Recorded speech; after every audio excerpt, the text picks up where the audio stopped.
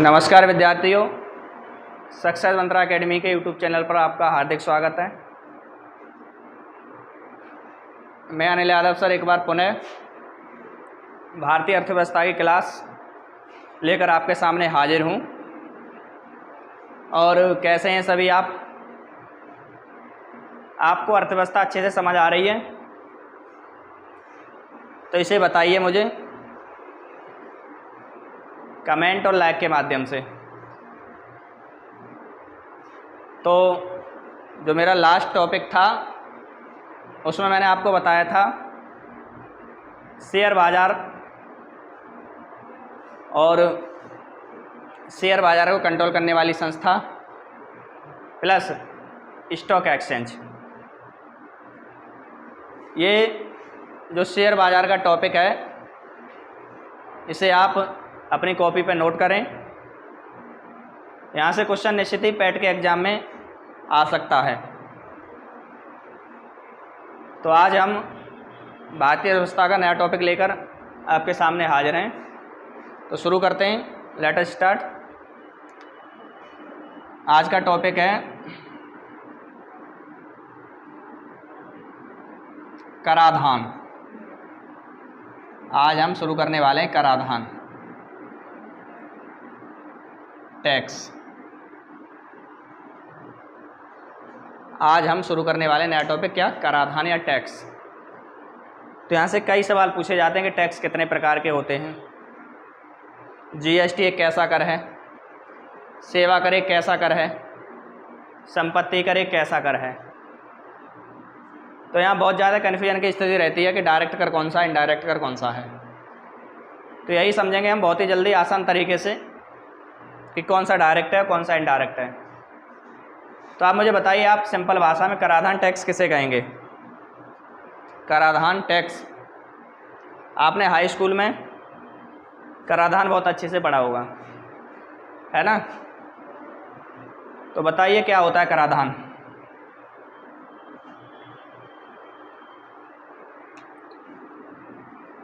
इसे आप ये कह सकते हो, तो ये होता है एक अनिवार्य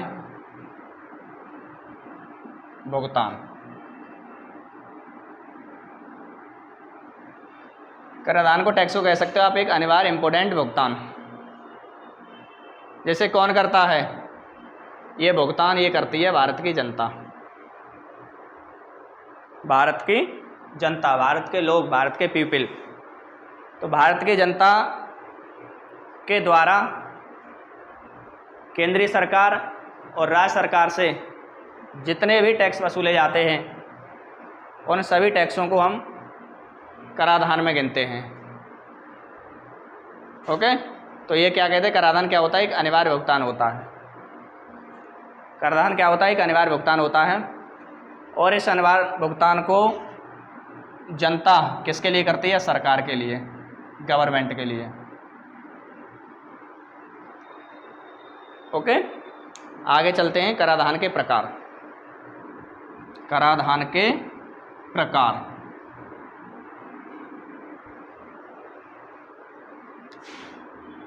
टाइप। ये 4 प्रकार का होता है कराधान। 4 प्रकार, या ये कहें तो भारत सरकार भारतीयों से 4 रूपों में कर वसूलती है। भारत सरकार भारतीयों से 4 रूपों में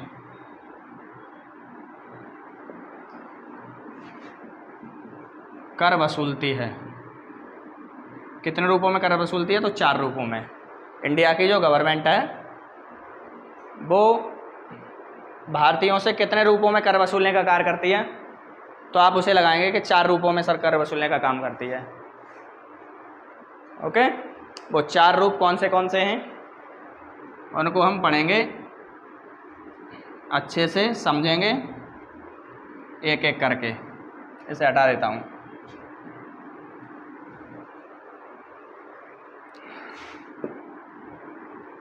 पहला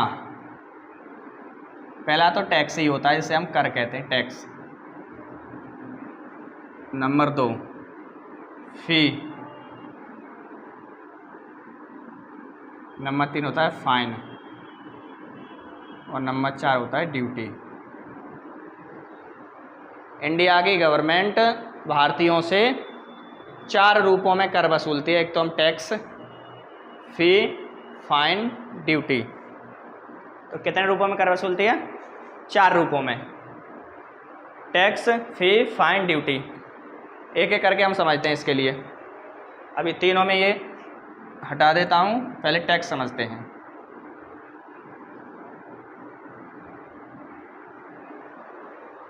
तो क्या होता है टैक्स? टैक्स की बहुत ही सिंपल लैंग्वेज ये है कि टैक्स सरकार क्या करती है? लेती है, बदले में कुछ भी वापस नहीं देती।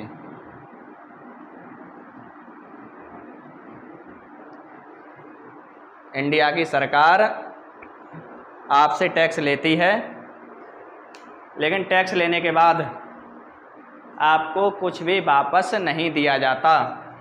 तो क्या वापस दिया जाता है? वापस मिलता है आपके लिए केवल प्रमाण पत्र।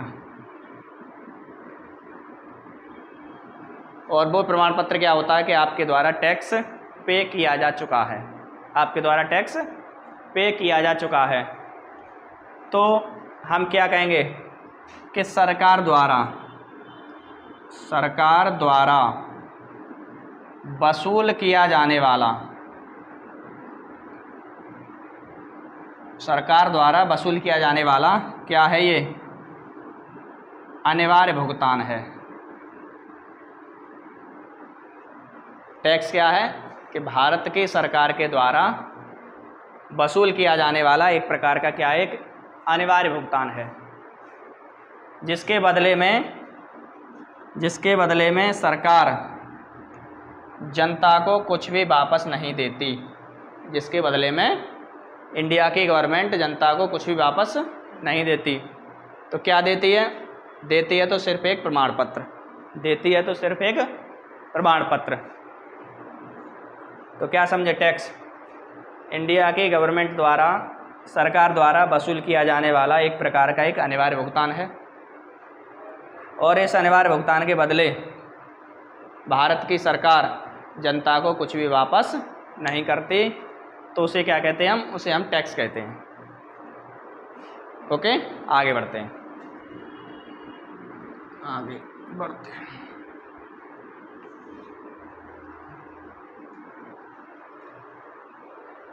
टैक्स के प्रकार की बात कर लेते हैं, टाइप की।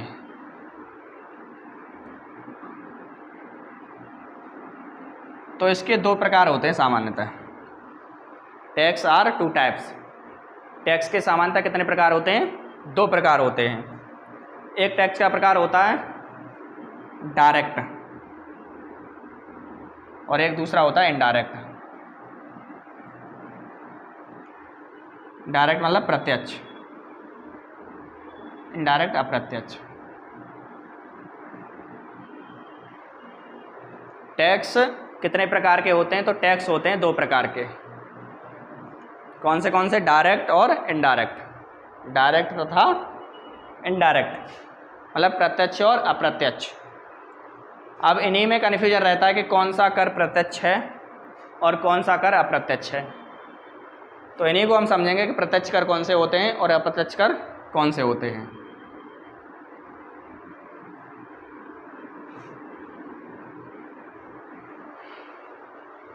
सबसे पहले हम समझते हैं डायरेक्ट मतलब प्रत्यक्ष। क्या होता है डायरेक्ट? आपने संविधान में पढ़ा होगा डायरेक्ट मतदान प्रत्यक्ष मत, इनडायरेक्ट मतदान अप्रत्यक्ष मत। उसी से लिंक्ड कर दो इसके लिए सीधा सीधा कि ये कोई बिंदु है, ये कोई बिंदु है। इस बिंदु को मैं मान लेता हूँ जनता। ये कोई बिंदु है। अब इस पे तो टैक्स लगाया जाएगा इसी बिंदु पर और इसी से टैक्स वसूल किया जाएगा। दोनों ही बातें होंगी। जब सरकार पब्लिक से डायरेक्ट कर वसूलती है तो उन बिंदुओं को निश्चित कर देती है, उस बिंदु को क्या कर देती है, निश्चित कर देती है। और फिर क्या करती है कि उसी बिंदु से टैक्स जिस बिंदु पर लगाया जा रहा है उसी से टैक्स वसूल किया जाएगा। मतलब ऐसी कर प्रणाली जिसमें एक बिंदु फिक्स कर दिया जाता है और उसी फिक्स बिंदु से ही टैक्स वसूल किया जाता है, तो उसे हम डायरेक्ट कर प्रणाली कहते हैं, इनडायरेक्ट टैक्स कहते हैं। जैसे मैं आपको एक एग्जांपल बताता हूँ, आयकर, आयकर इनकम टैक्स। आयकर जो है एक डायरेक्ट टैक्स प्रणाली का उदाहरण है, प्रत्यक्ष कर प्रणाली का उदाहरण है। तो आयकर में क्या है कि जिस व्यक्ति की आय, कोई भी हो सकता है, जैसे राम है एक व्यक्ति का, मैंने लिया नाम राम, अगर राम की वार्षिक आय आयकर स्लैब के अकॉर्डिंग, अगर राम की वार्षिक आय के स्लैब जो भी कर प्रणाली में रखा है सरकार ने उसके अकॉर्डिंग है, तो वो टैक्स राम पर ही लगाया जाएगा और राम से ही वसूल किया जाएगा, ना तो राम के पिताजी से, ना राम की माताजी से, ना राम की पत्नी से, और ना ही राम के बच्चों से। समझ रहे हो मेरी बात को? तो डायरेक्ट में क्या होता है कि ऐसी कर प्रणाली जिसमें राम एक पॉइंट था, राम पॉइंट पर ही सरकार ने टैक्स लगाया और इसी से वसूल करने का कार्य किया, तो उसे हम क्या कहते हैं, डायरेक्ट या प्रत्यक्ष कर प्रणाली कहते हैं, है ना। इसका कर का पहला और अंतिम भार कौन वहन करने वाला है, तो वो राम ही तो करेगा। कर का प्रथम और अंतिम भार किसके सिर पर पड़ेगा, वो राम के सिर पर पड़ेगा। तो प्रत्यक्ष कर प्रणाली, डायरेक्ट टैक्स,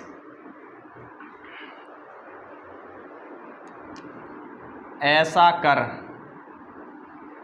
कर जो एक बिंदु पर लगाया जाता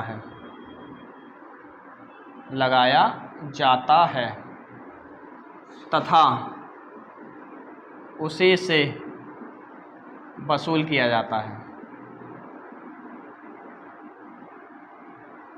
ऐसा कर जो जिस बिंदु पर लगाया जाएगा और इसी बिंदु से वसूल किया जाएगा, तो उसे हम क्या कहेंगे, डायरेक्ट प्रत्यक्ष कर कहेंगे, डायरेक्ट टैक्स कहेंगे। जैसे फॉर एन एग्जाम्पल, जैसे आप एक नाम याद कर लेना,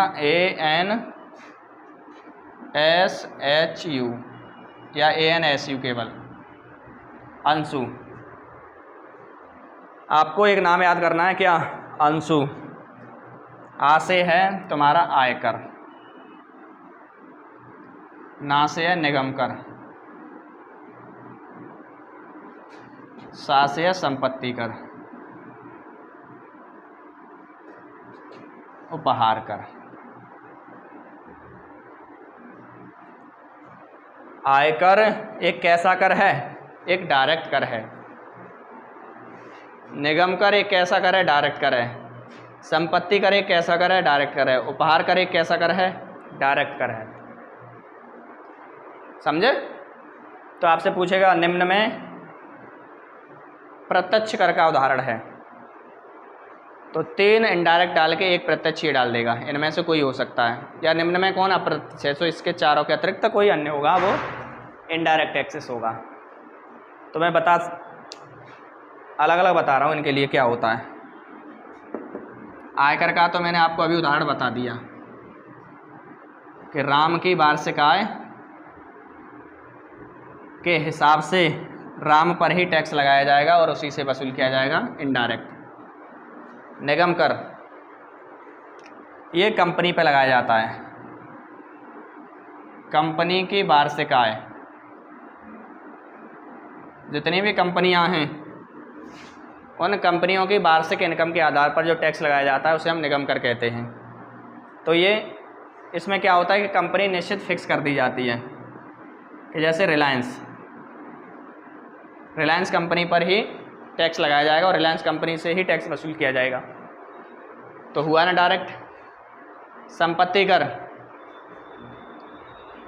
संपत्ति कर जिस व्यक्ति के नाम पर अगर संपत्ति है, जिस व्यक्ति के नाम पर संपत्ति है तो संपत्ति के मालिक से ही टैक्स वसूल किया जाएगा। संपत्ति के मालिक से ही टैक्स वसूल किया जाएगा। जैसे आपने संपत्ति कर में एक लगान, ये सुना होगा लगान। संपत्ति में क्या सुना होगा? एक लगान। तो लगान किससे वसूल किया जाता है? भूमि मालिकों से। अब भूमि का मालिक कौन होता है? जिसके नाम पर भूमि होती है, ठीक। तो संपत्ति मालिक से ही लगान के तौर पर जो टैक्स वसूल किया जाता है तो वो क्या होता है? एक डायरेक्ट कर होता है। जिस बिंदु पे लगाया जा रहा है, जैसे मान लो श्याम के पास 2, 4, 5 या 10 एकड़ ज़मीन थी, तो श्याम के नाम से ही लगान की पर्ची कटेगी, उसी से वसूल किया जाएगा। ओके। रिलायंस के मालिक अंबानी की जो कंपनी है तो उन्हीं के नाम से पर्ची कटेगी, उन्हीं पे से वसूल किया जाएगा। आयकर बताया था कि राम की अगर वार्षिक आय 5-6 लाख रुपए से ज़्यादा है सरकार के इनकम स्लैब्स के अनुसार, तो राम से ही कर वसूल किया जाएगा, ठीक। ऐसे ही संपत्ति कर। आप समझते हैं कि हम उपहार कर क्या है? बताइए, उपहार कर बताएं। उपहारों पर कब से टैक्स लगने लगा? क्यों भाई, कभी उपहारों पर भी टैक्स लगता है क्या? जी हाँ, बिल्कुल लगता है। उपहार कर यहाँ समझते हैं। एक कैसी प्रणाली में आता है? डायरेक्ट टैक्स में आ रहा है। तो बेटा होता ये था कि जो कंपनी होती है, प्राइवेट कंपनी, लिमिटेड कंपनी, उनके यहाँ पर कुछ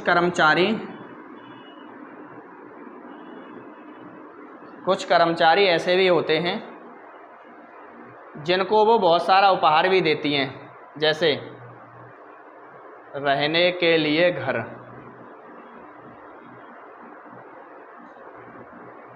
आने जाने के लिए गाड़ी, गाड़ी का ड्राइवर, एक और चपरासी, पियोन, अन्य भी उपहार हो सकते हैं। बहुत सारी कंपनियां भारत में ऐसी भी हैं जो अपने कर्मचारियों को ये सुविधाएं प्रोवाइड कराती हैं। ये सुविधाएं क्या कराती हैं? प्रोवाइड कराती हैं। जैसे आपने सुना होगा कि उसको रहने के लिए फ्लैट मिला हुआ है, कंपनी की तरफ से गाड़ी मिली हुई है, कंपनी की तरफ से ड्राइवर है, कंपनी की तरफ से ही चपरासी है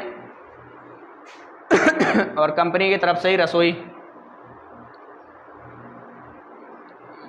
घर को देखने वाला बावर्ची, अन्य सारी चीज़ें उपहार में उसे दे रखी हैं। तो इसमें होता ये था कि कर्मचारियों को उपहार दे रही है कौन? कंपनी। कंपनी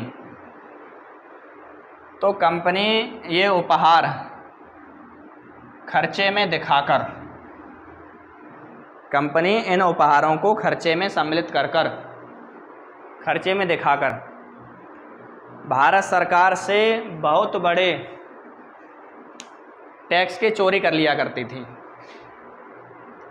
क्योंकि मान लो कोई भी कंपनी 1, 2, 3, 4, 10 कर्मचारियों को दे रही होगी ऐसा उपहार, लेकिन इनकी संख्या में बढ़ोतरी कर देती थी, इनकी संख्या में वृद्धि कर देती थी कि हम ऐसा उपहार 10 नहीं 50 लोगों को दे रहे हैं, हमारा खर्चा इतना हो रहा है। और आप टैक्स जानते ही हो कि टैक्स में से खर्चे काट दिए जाते हैं। टैक्स सरकार आपकी जो इनकम है और उस इनकम में से खर्चों को काटने के बाद, घटाने के बाद टैक्स वसूल करती है। तो कंपनी एक बहुत बड़े राजस्व को खर्चे में दिखाकर और सरकार से टैक्स की चोरी करती थी। तो सरकार ने वर्तमान में क्या किया? सरकार ने वर्तमान में ये किया कि ये जो उपहार अगर आप दे रहे हो अपने किसी भी कर्मचारियों को, तो इसे खर्चे में नहीं बल्कि ये कंपनी की आमदनी में गिना जाएगा। कंपनी की आमदनी मतलब इनकम में गिना जाएगा, और इस इनकम के हिसाब से कंपनी सरकार को क्या देगी? टैक्स देगी। तो आज उसी को क्या बोला जाता है? उपहार बोला जाता है। तो समझे आप क्या होता है उपहार कर? उपहार कर ये होता है कि उपहार कर कंपनी क्या करती है?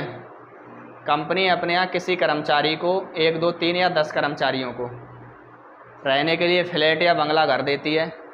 गाड़ी का ड्राइवर होता है, एक चपरासी भी होता है घर पर काम करने वाला, और रसोई घर का जो बावर्ची होता है, वो सारी सुविधाएं कंपनी की तरफ से होती हैं।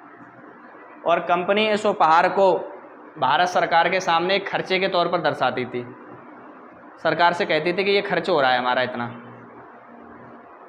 तो उपहार दे रही है 10 लोगों को, सरकार के सामने जो पेश किया जा रहा है 20, 50, 60 लोगों का, कि हम 60 लोगों को उपहार देने का काम कर रहे हैं। तो यहाँ सरकार के राजस्व में दिन पर दिन गिरावट आती जा रही थी, कंपनियां टैक्स की चोरी कर रही थी। तो फिर सरकार ने क्या किया? सरकार ने एक नया कर निकाला जिसका नाम है उपहार कर, कि कंपनी कितना भी उपहार बांटो अपने कर्मचारियों को, इससे हमें कुछ लेना देना नहीं है। अब आप उपहार करके हिसाब से हमें क्या देंगे? डायरेक्ट टैक्स देंगे। तो उपहार कर भी क्या होता है? एक डायरेक्ट कर होता है। निश्चित ही आप इसे समझ गए होंगे। अगर फिर भी कोई डाउट है तो पूछ लेना कमेंट बॉक्स के माध्यम से। तो हमने क्या समझा? डायरेक्ट कर ऐसा कर जो एक बिंदु पर लगाया जाता है, उसी से वसूल किया जाता है, उसे डायरेक्ट कर कहते हैं। इसका प्रथम और अंतिम भार उसी बिंदु को वहन करना पड़ता है, जैसे आयकर, निगम कर, संपत्ति कर, उपहार कर। ओके। अब हम पढ़ने वाले इनडायरेक्ट कर, अप्रत्यक्ष कर। अप्रत्यक्ष कर, इनडायरेक्ट कर।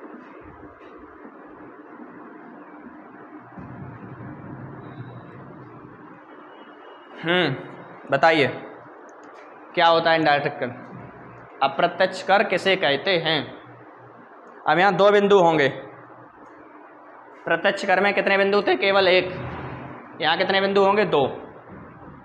नंबर फर्स्ट, नंबर सेकंड, और यहाँ पर है गवर्नमेंट, सरकार। सरकार कितने बिंदु होंगे यहाँ पर? 2। First, second, government. अच्छा, गवर्नमेंट ने टैक्स लगाया इस बिंदु पर। गवर्नमेंट ने किस बिंदु पर टैक्स लगाया? इस बिंदु पर। अच्छा, इसी से वसूल भी किया गया। आप ये कहोगे ये तो दोनों मतलब एक ही हो गया, डायरेक्ट और इनडायरेक्ट। ऐसा नहीं है। गवर्नमेंट ने टैक्स लगाया नंबर फर्स्ट बिंदु पर और उसी से वसूल कर लिया,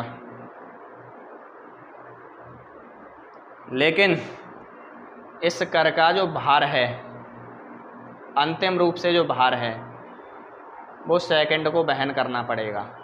जैसे हम कोई एक एग्जाम्पल ले लेते हैं सेवा कर का। सेवा कर, सर्विस टैक्स, कोई भी हम एक एग्जाम्पल ले लेते हैं सेवा कर का। तो जैसे कंपनी, मोबाइल कंपनी का एक उदाहरण देता हूँ मैं आपके लिए। जैसे मान लो रिलायंस जियो। रिलायंस जियो एक कंपनी है, वो सेवाएं देने का कार्य करती है आम जनता के लिए। रिलायंस जियो एक कंपनी है और वो क्या काम करती है? सेवा देने का काम करती है आम जनता के लिए। तो कंपनी के क्या आते हैं? रिचार्ज वाउचर आते हैं, कंपनी के रिचार्ज। अब वाउचर तो बंद कर दिए, सीधा सीधा रिचार्ज होता है। तो रिचार्ज जब कंपनी आपका करेगी तो आपसे यहाँ कुछ ना कुछ भुगतान लेगी, पैसे लेगी, क्योंकि सेवा कौन ले रहा है, जनता या पब्लिक। तो इसका जो अंतिम कर है या अंतिम भार है वो किस पे पड़ेगा, जनता पे पड़ेगा। समझ रहे मेरी बात के लिए कि गवर्नमेंट ने रिलायंस जियो पर उसके नेटवर्क के हिसाब से, उपभोक्ताओं के हिसाब से, रिचार्ज के हिसाब से क्या लगा रखा है, टैक्स। तो रिलायंस जियो सीधा गवर्नमेंट को टैक्स देती है, लेकिन रिलायंस जियो ये टैक्स अपने घर से नहीं देगी, ये उस टैक्स का भार किस पर जोड़ देती है, पब्लिक पर, जनता पर। उसी को बोलते हैं हम सर्विस टैक्स, उसी को क्या बोला जाता है, सर्विस टैक्स। तो किसी कर का भार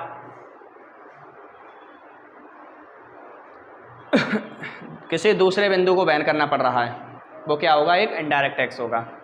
जैसे मैं आपको बताता हूँ, उत्पाद कर होता है एक, उत्पाद क्या होता है, उत्पाद कर। तो कोई भी प्रोडक्ट जो बनाने का काम करता है वो कौन करता है बेटा, कंपनी। उत्पाद कर या कोई भी जो प्रोडक्ट बनेगा वो कौन बनाएगा, कंपनी। जैसे मान लो मोटरसाइकिल, हीरो, एक हीरो की मोटरसाइकिल को बनाने का काम किया हीरो मोटरसाइकिल वाले ने। तो निश्चित ही हीरो मोटरसाइकिल जो कंपनी है वो प्रति प्रोडक्ट के हिसाब से सरकार को टैक्स भेजती होगी। आप कहेंगे बिल्कुल, लेकिन ये मोटरसाइकिल यहाँ आ जाती है सेकंड पॉइंट पर, जनता या पब्लिक के बीच।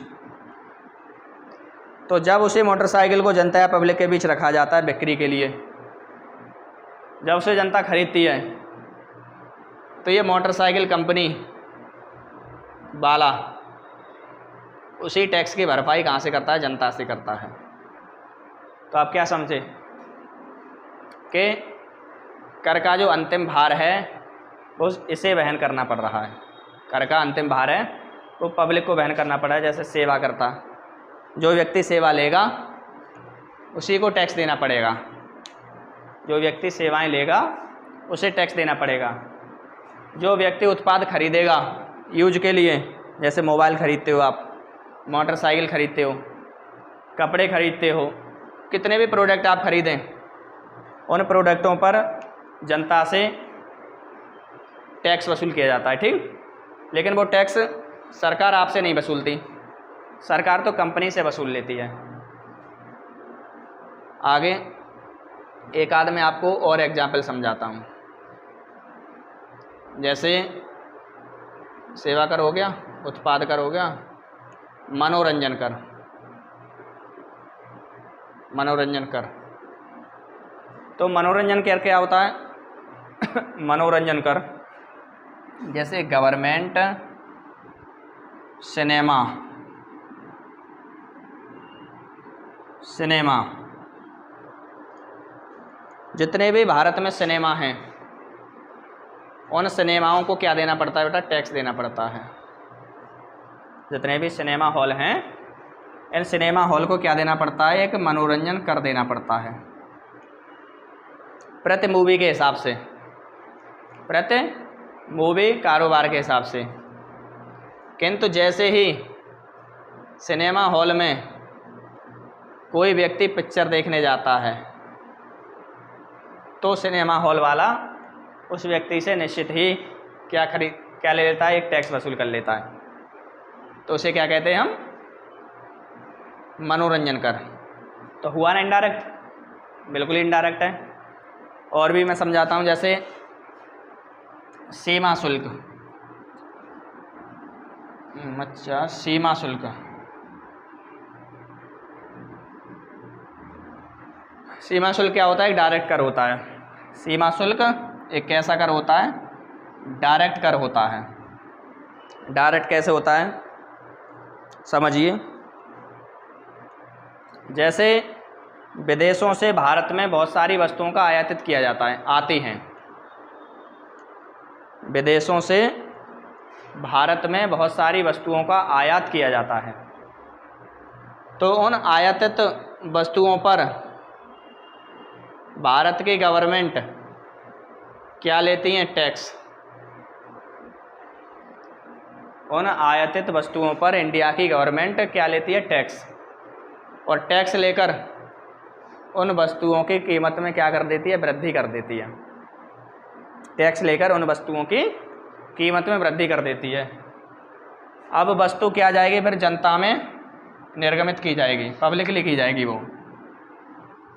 तो जिस व्यक्ति ने आयातित करने के बाद उसे मार्केट में भेजा है, तो वो ये टैक्स किससे वसूलने का काम करेगा? पब्लिक, जनता से वसूलने का काम करेगा। तो सीमा शुल्क कैसा कर हुआ? एक इनडायरेक्ट टैक्स हुआ। आगे जैसे हम जीएसटी पढ़ते हैं, goods and service tax, GST. GST एक कैसा कर है? जीएसटी भी एक अप्रत्यक्ष कर है। आज तो सभी प्रकार के करों को ख़त्म करके केवल एक कर प्रणाली लागू है जिसका नाम है goods and service tax, GST. GST को मैं विधिवत से अलग तरीके से एक नया वीडियो बनाऊंगा, उसमें पढ़ाऊंगा GST, goods and service tax, GST. आज आपसे सीमा शुल्क, मनोरंजन कर, उत्पाद कर, सेवा कर नहीं लिया जाता, आज आपसे वसूल की जाती है जीएसटी। सभी जितने भी इनडायरेक्ट कर हैं, इनडायरेक्ट करों के बदले आपको क्या देना पड़ता है? जीएसटी देनी पड़ती है। ठीक। तो सेवा कर इनडायरेक्ट टैक्स, उत्पाद कर इनडायरेक्ट टैक्स, मनोरंजन कर इनडायरेक्ट, सीमा शुल्क, जीएसटी, ये सभी किस प्रकार कर हैं? तो आप बताएंगे कि ये सभी इनडायरेक्ट अप्रत्यक्ष कर प्रणाली के उदाहरण थे। तो आशा करता हूँ ये निश्चित ही आप समझ रहे होंगे। डायरेक्ट कर प्रणाली और इनडायरेक्ट कर प्रणाली। क्वेश्चन बनेगा कि डायरेक्ट कौन सा, इनडायरेक्ट कौन सा है, बस इतना याद रखेंगे आप, ज़्यादा इसमें कुछ नहीं है। तो हमने अभी समझा टैक्स के बारे में। सरकार द्वारा वसूल किया जाने वाला अनिवार्य भुगतान है जिसके बदले में सरकार जनता को कुछ भी वापस नहीं देती। दो प्रकार के बताए थे मैंने, एक होता है डायरेक्ट, जिस बिंदु पे लगाया जा रहा है उसी से वसूल किया जाएगा, फर्स्ट एंड लास्ट पॉइंट वही बिंदु रहेगा। इनडायरेक्ट, जिस बिंदु पे लगाया जा रहा है वसूल तो उसी से किया जा रहा है, किंतु उसका इनडायरेक्ट प्रभाव किसी दूसरे बिंदु पे पड़ेगा इनडायरेक्ट प्रणाली के अंदर। ठीक। अब हम पढ़ते हैं फी। दूसरा था फी, जैसे आप कहते हैं फीस। फीस तो ये तो होता है बेटा ऐच्छिक भुगतान है, ऐच्छिक भुगतान, डिपेंड ऑन इच्छा। जब सरकार आपकी इच्छा के अनुसार ही कर वसूल करे तो उसे ऐच्छिक कर प्रणाली कहेंगे या फी। जैसे आप किसी विद्यालय में, किसी इंस्टीट्यूट में एजुकेशन लेने का कार्य करते हैं, किसी कोचिंग संस्थान में एजुकेशन लेने का काम करते हैं, तो क्या होता है कि सरकार आपसे फ़ी लेती है। और फ़ी वो आपसे कब लेती है? कि जब आप उस विद्यालय, इंस्टीट्यूट, संस्थान में पढ़ते हैं तब। तो ऐसा तो नहीं है कि जब आप पढ़ भी नहीं रहे हो, विद्यालय नहीं जा रहे हो, फिर भी आपसे टैक्स वसूला गया हो, तो आप कहेंगे ऐसा नहीं होता। तो ये क्या हो रहा है? आपकी इच्छा के विरुद्ध हो रहा है कि आपकी इच्छा के अनुसार हो रहा है? तो आप कहेंगे ये हमारी इच्छा के अनुसार हो रहा है। तो ये कैसा होगा? ये ऐच्छिक भुगतान होगा। जब सरकार आपकी इच्छा के अनुसार आपसे एक फ़ी के तौर पर जो टैक्स ले रही है उसको क्या कहते हैं? फ़ी बोलते हैं। तो आपसे पूछा जाएगा कि सरकार द्वारा वसूल किया जाने वाला ऐच्छिक भुगतान तो होता है फ़ी। फ़ी आपसे वसूल तो की जाती है, लेकिन इसके बदले आपको कुछ मिलता है? तो आप कहेंगे बिल्कुल मिलता है। फ़ी वसूलने के बाद सरकार को आपको कुछ ना कुछ देना पड़ेगा। तो सरकार आपको क्या देगी? विद्यालय की, इंस्टीट्यूट की जितनी भी सुविधाएं हैं वो आपको प्रोवाइड कराएगी। जितने भी इंस्टीट्यूट, जितने भी विद्यालय में सुविधाएं वो आपको प्रोवाइड कराने का कार्य करेगी। तो फ़ी क्या होता है? कि ऐच्छिक भुगतान होता है। ठीक। तीसरा पॉइंट मैंने आपको कराया था फाइन का, फाइन जिसे बोलते हैं दंड। बहुत से लोगों ने फ़ाइन भरा होगा, बहुत से लोगों ने, आप में से कई लोगों ने फ़ाइन भरा होगा। तो क्या होता है फ़ाइन या दंड, इसे मुझे बताइए, फ़ाइन या दंड किसे कहते हैं? देखो फ़ाइन या दंड एक सीधी सी बात है कि अगर आप सरकार की जो विधि है का क्या करते हैं, उल्लंघन, अगर आप गवर्नमेंट की बनाई गई विधि कानून क्या करते हैं, उल्लंघन, तो आपको निश्चित ही फ़ाइन देना पड़ेगा। और सरकार ये आपसे फ़ाइन क्यों लेती है? आपको लगता है कि पुलिस वाले, जो ट्रैफिक पुलिस वाले हैं, वो ट्रैफिक पर खड़े रहते हैं, गाड़ियों को रोकते हैं, तो ये रोकते क्यों हैं? किसी बिना हेलमेट वाले को रोक लेंगे, किसी के कागज़ इनकम्प्लीट हैं उसे रोक लेंगे, किसी की गाड़ी की आवाज़ ध्वनि ज़्यादा दे रही है उसे रोक लेंगे। तो इसका कारण क्या होता है? इसका कारण यह है कि गवर्नमेंट या सरकार के जो विधि हैं, जो कानून है, जो नियम हैं, उनका अगर आप उल्लंघन नहीं करते हो तो आपको कोई फ़ाइन देना नहीं पड़ेगा। और सरकार का इस प्रकार का कर लगाने का ही मुख्य उद्देश्य यह है कि कानून का ज़्यादा से ज़्यादा लोग पालन करें, कानून का ज़्यादा से ज़्यादा लोग पालन करें, और जो विधि का, कानून का जो उल्लंघन हो रहा है, इसे कहीं ना कहीं समाप्त किया जा सके। जब सरकार खुद के द्वारा बनाए गए कानून के उल्लंघन को पूरी तरह समाप्त करने के लिए आपसे जो फ़ाइन भरवाती है, जो आपसे दंड लेती है, जो आपका चालान काटा जाता है, उसी को हम क्या बोलते हैं, फ़ाइन बोलते हैं। जैसे गाड़ी का चालान जमा करना, फॉर एग्जांपल ले लेता हूँ, जैसे गाड़ी का चालान जमा करना। आपके गाड़ी का क्या कट गया, चालान। अब आपको क्या बनना पड़ेगा, फ़ाइन। और ये फ़ाइन किसके पास जाएगा, इंडिया की गवर्नमेंट के पास जाएगा। तो ये भी तो सरकार का एक प्रकार का कर हुआ। जैसे आपने बिजली का बिल टाइम से जमा नहीं किया, बिजली बिल आपने अगर टाइम से जमा नहीं किया तो उस पर सीधा लिखा आता है कि एक निश्चित तारीख के बाद अगर आप जमा करेंगे तो आपको क्या देना पड़ेगा, फ़ाइन। फ़ाइन क्यों देना पड़ेगा? क्योंकि जो कानून विधि है इंडिया की गवर्नमेंट की, उस विधि का उल्लंघन समाप्त ऐसे ही हो सकता है फ़ाइन के द्वारा। तो आप क्या समझे, फ़ाइन को समझ चुके हैं अच्छी तरह। एक और बचता है लास्ट, नंबर चौथा,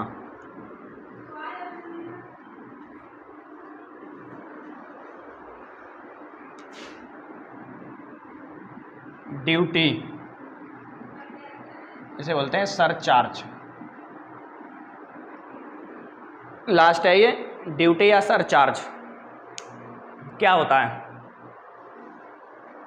ड्यूटी, सरचार्ज क्या होता है,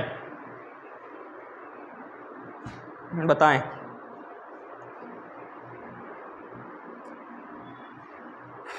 बताइए। चलो देखिए, यहाँ सरकार आपसे जो टैक्स वसूलेगी तो इसके बदले वो आपको अपने संसाधनों का प्रयोग अवश्य कराएगी। इसके बदले आपको सुविधाएं मिलेंगी।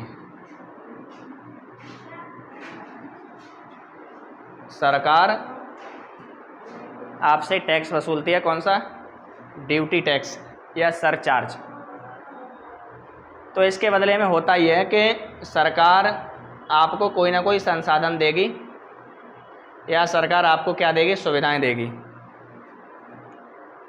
जब जनता द्वारा वसूल किया जाने वाला ऐसा कर जिसके बदले में जनता को डायरेक्ट या इनडायरेक्ट कहीं ना कहीं लाभ होगा, अवश्य लाभ होगा, या सरकार के संसाधनों का प्रयोग जनता अवश्य कर रही होगी।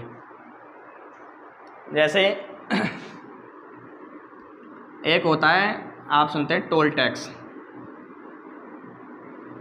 जिसे क्या बोलते हैं, पथ कर। तो टोल टैक्स राहगीर कर, सड़क पर चलने वाला एक प्रकार का कर। तो तमाम नेशनल हाईवे, एक्सप्रेसवे, गवर्नमेंट या पीपीपी दोनों प्रकार के हो सकते हैं। तो आपने देखा होगा कि टोल टैक्स बूथ होते हैं, वहाँ आपसे रास्ते पर चलने का कर लिया जाता है। उस कर को जब सरकार आपसे ले रही है तो उसे हम ड्यूटी कहते हैं। ड्यूटी का मतलब ये है कि आपने उस संसाधन जो थे, सरकार का जो रास्ता था या उस टोल टैक्स की जो सुविधाएं थी, उस सुविधाओं को आपने लिया है, इसलिए आपको क्या देना पड़ेगा, टोल टैक्स देना पड़ेगा। तो ये ड्यूटी या सरचार्ज की श्रेणी में गिना जाएगा। दूसरी, जैसे जल कर, वाटर टैक्स, तमाम नगर पालिकाएं, नगर निगम, नगर पंचायतों में वाटर टैंक होते हैं बड़े बड़े, और उन वाटर टैंकों के माध्यम से पब्लिकली जल की सप्लाई की जाती है। तो उस जल की सप्लाई का कुछ ना कुछ मिनिमम चार्ज अवश्य लिया जाता है, 10 रुपया, 5 रुपया, 20 रुपया, 40, 50 रुपया, मंथली, ईयरली। तो उसमें क्या था कि हमने सरकार की सुविधाओं, सरकार के संसाधन प्रयोग किए, तभी तो हमको ड्यूटी चार्ज या सरचार्ज देना पड़ा। इसके अतिरिक्त हम क्या देते? जिसके घर पर टंकी नहीं है वो क्यों देगा? जो टोल टैक्स का प्रयोग नहीं करेगा वो क्यों देगा? वो नहीं देगा। ठीक, जैसे चुंगी कर,